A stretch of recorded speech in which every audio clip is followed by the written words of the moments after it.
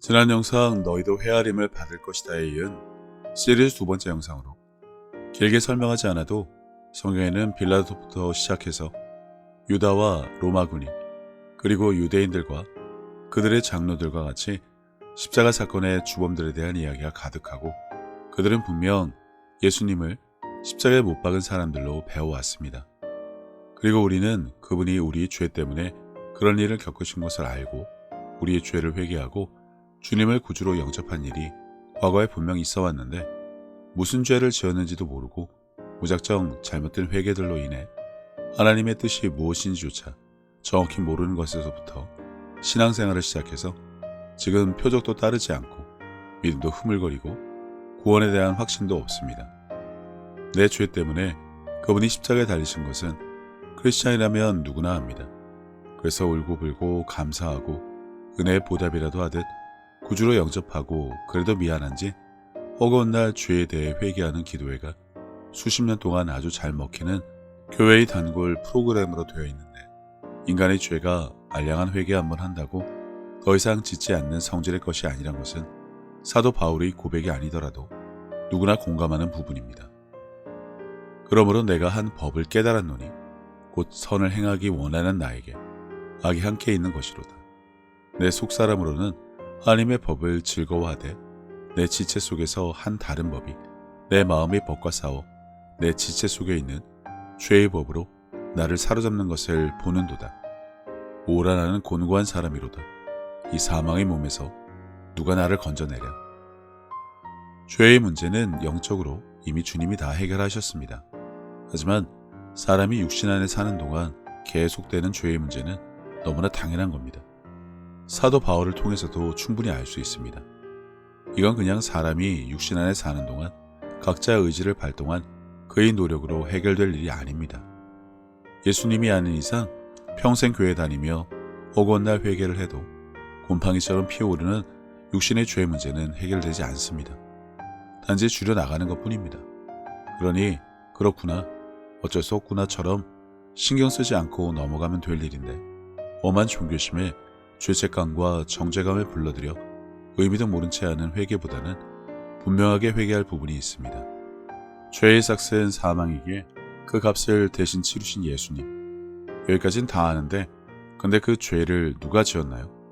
십자가 사건이 있던 그 당시 사람들 때문에 그런 것은 아니란 것을 아는지 지금도 우리의 죄 때문에 예수님이 십자가에 달리셨다고들 가르치고 그렇게 알고 울고불며 회개를 합니다만 내 죄로 인해 대신 십자가를 지셨다고만 하지 못을 박은 사람이 바로 나라는 사실에 대한 이해는 대부분 없습니다.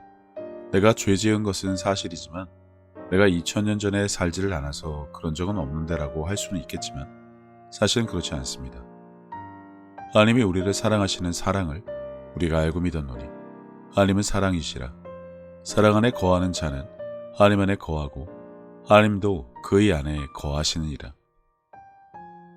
죄값을 치르신 시기는 분명 2000년 전이 맞지만 그 죄라는 것이 십자가에 달리시기 전까지 사람들이 지은 죄에 국한된 것이다 라고 할 수 없습니다. 과거와 현재 그리고 미래의 모든 죄가 해당되는데 그 모든 것이 해결이 되었습니다.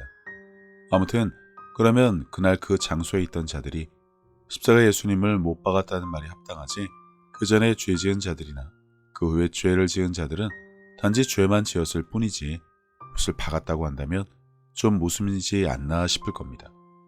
하지만 죄는 내가 짓고 값은 예수님이 치르고 박은 것은 다른 사람이다라는 주장이 더 이상하지 않나 싶은데 한 가지만 생각해 보면 됩니다. 세상에 나 혼자만 산다면 어떨까요? 죄는 내가 짓고 나 하나 때문이라도 예수님은 그 값을 치르기 위해 십자가에 달리셨을 텐데 그럼 그때 그 못은 누가 박았을까요? 당연히 납니다. 내가 십자가에 예수님을 못 박은 자입니다. 하지만 지금에 와서 단지 사람의 숫자가 기하급수적으로 늘어나고 세월도 지나고 집행한 자를 제3자로 규정하는 것으로 그 사실이 달라지지 않습니다.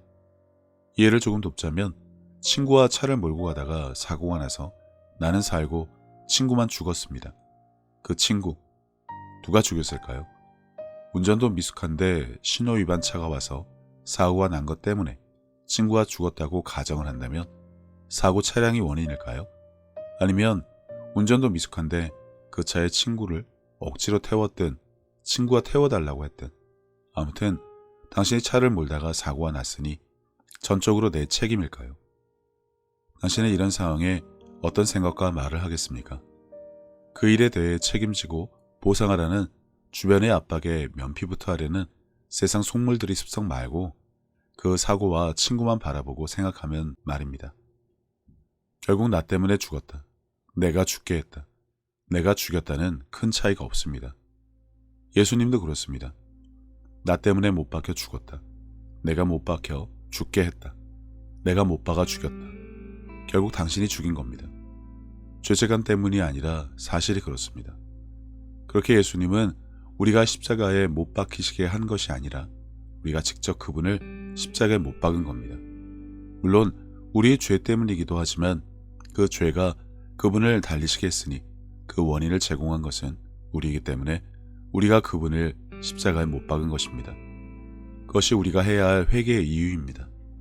그래서 진정한 회개란 죄를 지을 때마다 죄책감이나 덜어보려고 자학을 하며 반성을 죽는 순간까지 무한반복하는 것이 아니라 내 죄 때문에 십자가에 달리신 분을 내가 목까지 박았다는 사실에서부터 시작되어야 합니다. 진정한 회개는 과거가 깨어지고 관계가 원상태로 회복되어 새롭게 출발하는 시작점이란 사실을 잘 기억하시기 바랍니다. 그렇지 않으면 맨날 출발선에 머무를 수밖에 없습니다. 그러니 100만 가지 죄가 생각날 때마다 가슴을 치며 울지 좀 말고요. 교회가 무슨 감동 체험 학습장도 아니고 허구한 날 지겹지도 않나. 시작은 도대체 언제 할 생각인지 싶습니다. 그렇게 첫 번째로 하나님의 사랑을 알고, 두 번째로 우리의 진정한 죄가 무엇인지 알고, 세 번째로 그로 인해 내가 주님을 십자가에 못 박았다는 사실을 회개하고, 마지막으로 그 후에서야 주님을 구주로 영접하면서 믿음으로 구원을 받았다는 확신에서부터 신앙생활은 시작되어야 합니다. 예수님은 날 사랑하면 내 말을 따른다고 하셨으니 말씀에 따라 이웃을 사랑하고 섬기고 헤아리고 등등은 그 후에 시작되는 겁니다. 어쩌다 교회 출석해서 다니다 보니 온통 뒤죽박죽되어서 믿음이 뭔지, 사랑이 뭔지, 구원이 뭔지, 회개가 뭔지도 순서도 모르고 이유도 모르고 그냥 군중 심리에 휩쓸려서 생활을 해왔다면 이참에 차분히 생각해 봤으면 합니다. 이것이 분명하지 않으면 그냥 종교생활 하는 것 뿐이고 기복신앙에 내가 받을 복과 은혜, 필요를 채우는 것에만 여전히 관심을 둘 수밖에 없습니다. 근데 이렇게 정리를 해도 말씀대로 살아가는 것은 여전히 어렵고 성장의 벽을 느끼고 뭔가 기초가 잘못된 것 같은 생각이 들면서 여전히 해결되지 않은 문제가 있습니다. 다음 영상은 교회마다 다른 하나님입니다.